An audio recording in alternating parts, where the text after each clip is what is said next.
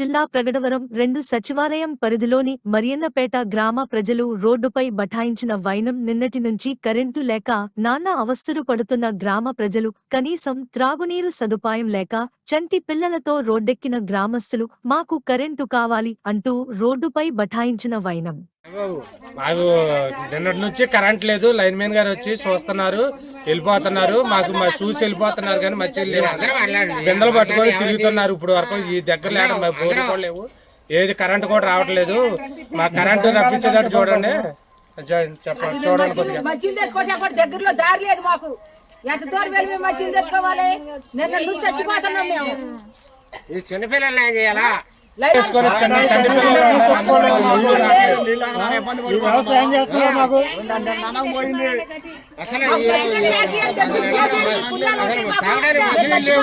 నీళ్ళే మాకు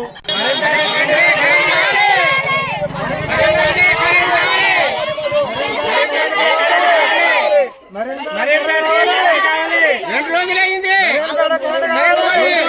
కరెంట్ రావట్లేదు.